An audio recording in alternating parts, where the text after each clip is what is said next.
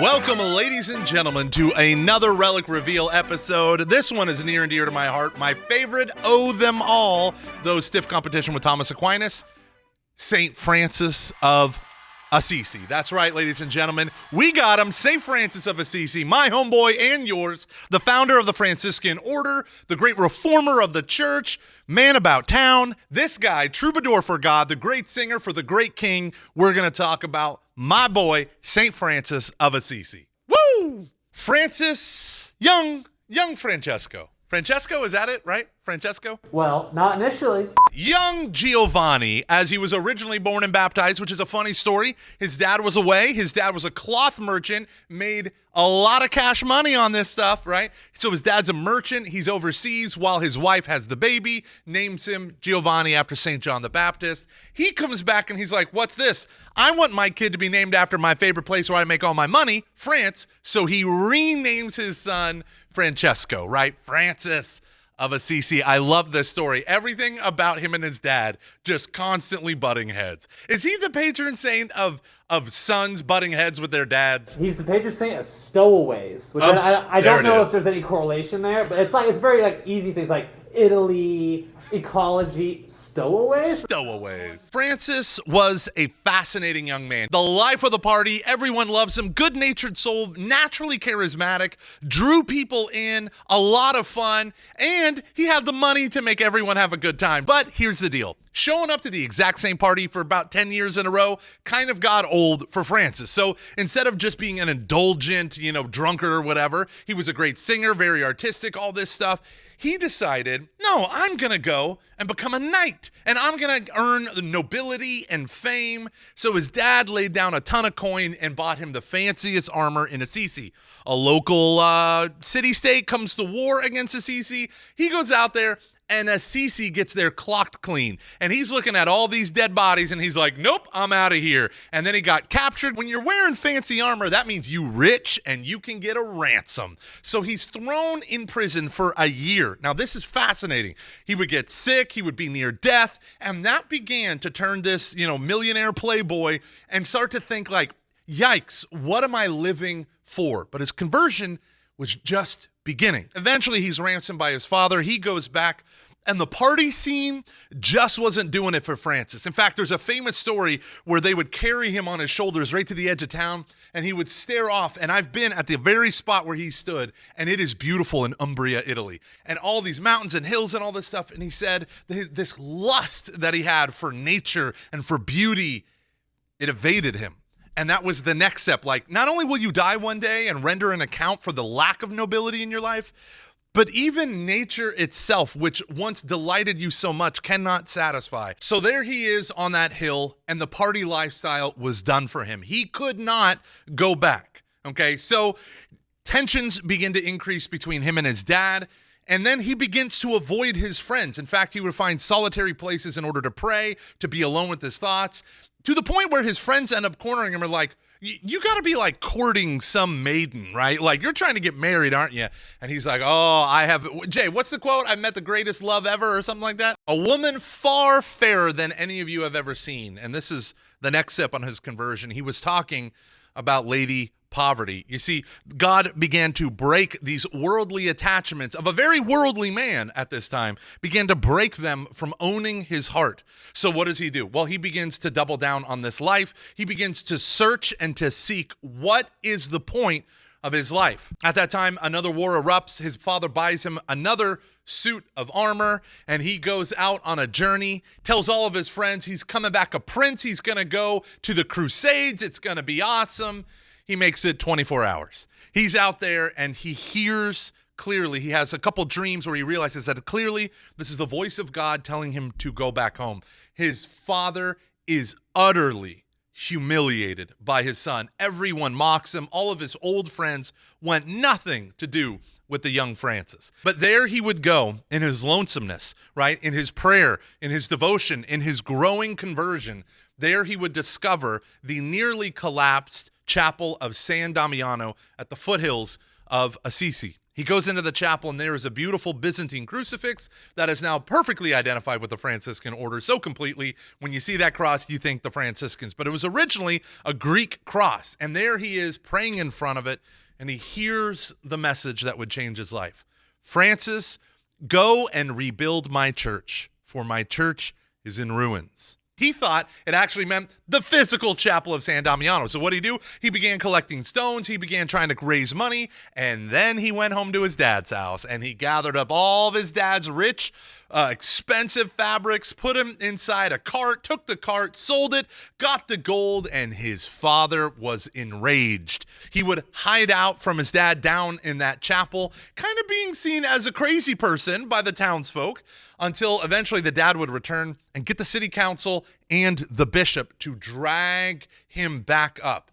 So what did he do? Well, the bishop realized, listen, Francis, you can't feed the poor by stealing from your dad, selling it, and then giving all the gold away. And Francis said, well, how am I going to make my money? He said, God will provide. And that was the last brilliant light in Francis's life that he needed to effect the change. God will provide, a radical reliance on God whereby he could completely surrender himself to Lady Poverty. And he did so in the most dramatic and most Saint Francis way.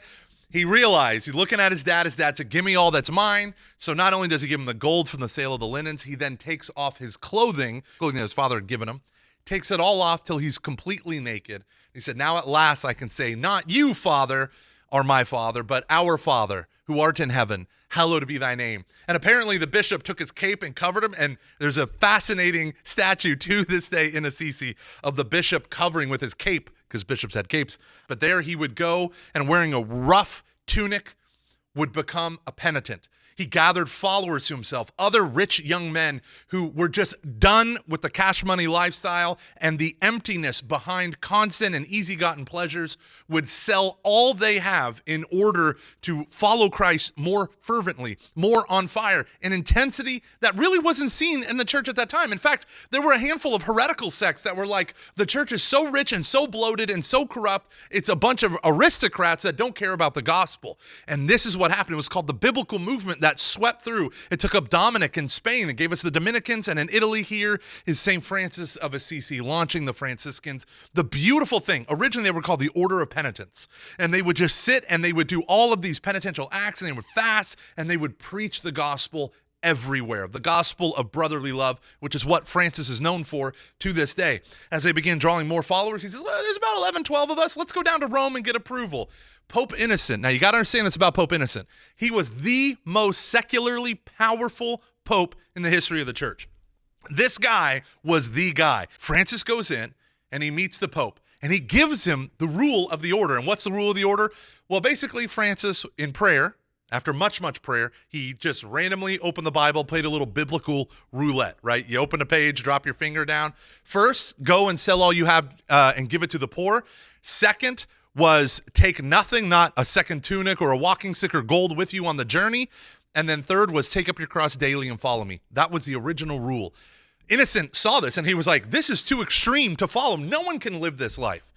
And then his chaplain's like, Pope, you can't say that, Pope. And he's like, why can't I say that? He said, because you're saying no one can follow the gospel. Then why did Jesus give it to us? So eventually, he would relent. He said, okay, if your order continues to grow, I'm going to give you tentative approval. If it continues to grow, then I'll give you complete approval. But I need to see the grace of God blessing this through growth. Then he has a vision that night. And what was that vision? The vision was of a tiny man, Saint Francis of Assisi, in St. John Lateran, which at that time was before the St. Peter's Basilica was this resplendent church in all of its glory. St. John Lateran was the head church of Rome. And there he is pushing. The John Lateran was falling apart, and this one little guy was pushing up and keeping the pillars in place, and he would eventually save the church. And then the man turned around in the vision. He realized, this is the guy I just talked to today. Called him back in, and he declared it a religious order with full approval, and they gave them all tonsures, which is that crown of thorns haircut. I found out today why they got that haircut. Because almost everyone had the exact same clothes, because clothing wasn't like now where you get to wear it looks so fly and all this stuff. They needed to stand out, so they required them to have the goofy haircut. Yeah, they all got the tonsure, they gave glory to God, and they began their mission of preaching. Now, here's the crazy thing. It became like a wildfire throughout not just Italy, but all of Europe. Francis, his name was renowned. People were converting when they would encounter him. Miracles were happening. The gospel was again taking root. Now, I would just jump in here. Right? When the church itself becomes so self-referential, when it begins to become corrupt and break and fracture and all the horribleness and all the divinity seems to leave, that's where God begins to sow those mustard seeds in the cracks of the empire, right? That's where you start to see new life and new growth in radically unexpected ways. And the most powerful pope in secular terms would encounter this man who was absolutely in love with Lady Poverty because of Jesus Christ. I mean, just think about what that does in the life of the church. The Franciscan Order would quickly become the biggest religious order in the history of the world. It's amazing. Mothers would lock up their sons when Franciscans would walk through the town out of fear that they would leave their families and become these mendicant beggars. And that would eventually become their habit. A rough woolen tunic, which was the symbol of poverty in the Umbrian Valley, the area where Assisi was. Now, Francis, I love the stories of Francis. This guy is a spark of fire in the world. He would eventually go and try to make it to the Sultan, who ruled all over the Islamic Empire. He tried to go, one time he was shipwrecked, one time he was ill, and then he finally joins up on the crusade, and he gets all the way to the Sultan. He's wandering the battlefield during a peacetime armistice, and he's just like, Sultan! I just love this guy. So eventually they bring him in front of the Sultan. Now, Jay, here's a story that you didn't write in your little essay. There's a famous story when Francis meets the Sultan. The Sultan beforehand has a carpet on the floor, and he sews in a cross into the carpet as a test of Francis's faith. The Sultan wanted to prove his faith wrong, so he's like, if he's really a holy man, he won't step on this cross. And he sewed the cross into his beautiful, ornate carpet. Well, Francis comes in, doesn't even know this thing is here, and he's standing and walking all over that cross. And the Sultan goes, aha, I know you're not a holy man. And he said, well, what do you mean? And he said, you've been standing on the very symbol of your faith. And he looks down and he sees that he is indeed standing on a giant cross stitched into the carpet. And he goes, oh, no. See, you're mistaken. There were two other people crucified that day. I'm just standing on one of theirs. And he thought that was so funny. He would eventually just love the natural charism of Francis. And while he didn't do what Francis asked, which is, give me your holiest men, start a bonfire, let's all go in, the one who comes out, that's the true God. For some reason, the Sultan was all for it, but none of the holy men were. Trial by fire, as they say. There it is. So Francis ends up being blessed by the Sultan to go and preach. His followers are allowed free passage in the Holy Land, which is radically unique. But he would go, and he was even given permission to convert and preach all throughout the countryside. Eventually, he would return because in Italy, his order was starting to fracture and fall apart. In one place, a monastery was becoming super opulent. In another place, extreme fasts and penances were being put on people that made no sense. All sorts of discord was happening. So Francis comes back, and he's like, my reform movement itself needs reform. So what did he do? He does what he always does. He goes up a mountain, he's alone, and he prays, and he prays, and he comes up with a rule. The rule, it's called the second rule of Francis. He comes down the mountain, and he gives it to his buddy, and his buddy immediately loses the rule. So Francis has to go back up the mountain and rewrite the rule, and then he comes down the mountain again, and he gives it, and that was the approved rule that the OFM, the Order of the Friars Minor, follows to this day. After Francis wrote that second rule, it brought in a ton of stability and unity within the Franciscan Order, which is important because it would spread so fast and so far. Within about 100 years, they're in almost every single European country, and they did it by walking barefoot 2 by 2 through every town. Now, there's a couple things I want to mention that we should definitely touch upon. A lot of his devotional life when he was in Assisi revolved around the beautiful church called St. Mary of the Angels, which is what our chapel is going to be. We're naming it Our Lady of the Angels, but the Portiuncula in Latin, or in Italian, is the chapel that would eventually be built up into the basilica in honor of the Franciscans and all the movement that he would do there. Now, there's another basilica in Assisi, Santa Chiara, because, and we already talked about her, St. Clare of Assisi, another noble woman, wealthy woman, would eventually hear his preaching and change her life. And the poor Clares would help to build so much of America in their missionary appeal and all this stuff going throughout the frontier country of America. The poor Clares, amazing, holy women. It's powerful, the example of Saint Francis and the ripple effects that sanctity can have. And that brings me to one of the most interesting things in the history of the Catholic Church. For 1,200 years, we have had very holy people. Wouldn't you say? We've had some holy people. But here's the thing. It is with Saint Francis of Assisi that we have the first manifestation of the stigmata. Now, what's the stigmata? The stigmata are the wounds, principally in the hands and feet of Christ, that he received on the cross. So Francis has this vision of a seraph angel, a burning angel coming towards him, and that angel is on the cross. And as that image comes closer and closer, his hands and feet get into intense pain, and then from that point on, he bears the wounds in his flesh of the stigmata.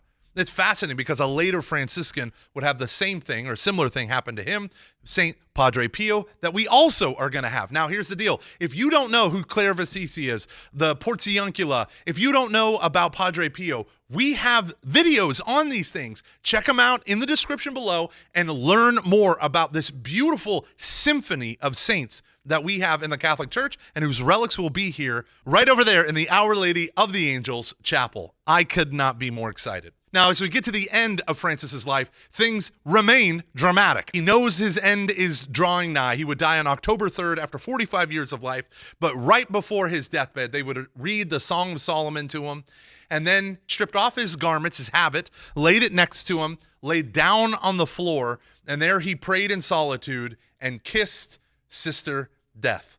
Now, it's so amazing because he gave one last instruction to his brothers. He said, "Bury me on the hill of hell." The hill of hell in Assisi is nothing other than the place where criminals are executed and buried.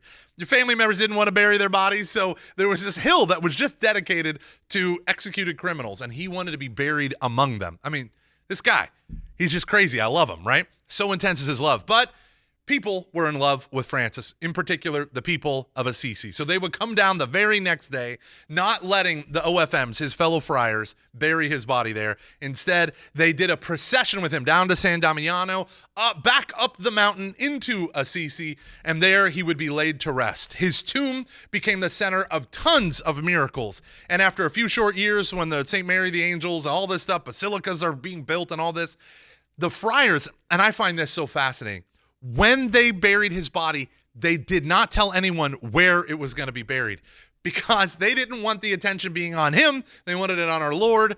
But in the 1800s, there's a huge excavation, all this stuff, archaeological dig. They found him in the 20s and 30s. In the 1900s, they were able to verify this, in fact, is Saint Francis of Assisi. And Jay, I have to tell you, thank God, because otherwise we wouldn't have a relic of Saint Francis. Boom. Got it. So at the end of his life, what is the lesson that we can draw from this man?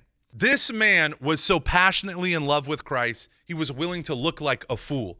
This man, united together his zeal with creativity, his artistic impulse, his charisma, all that would make him such a remarkable young man. When applied with Christ, it didn't destroy his personality. It amplified all that was good for the good. And that's what we need to remember. As you and I come into union with Jesus Christ, we don't lose ourselves, the qualities and things that God made about us that's good. What is good becomes purified and amplified in the very heart of the Trinity.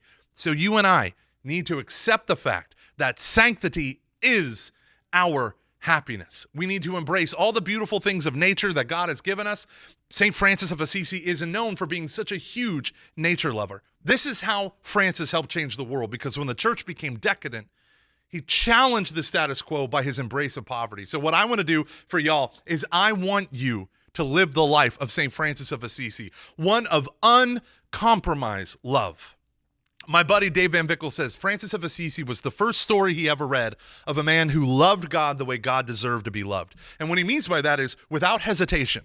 Right? If you stole Francis's food, he fasted. If you beat him, he rejoiced. If you killed him, he was a martyr. He was untouchable by this world. And you can be too.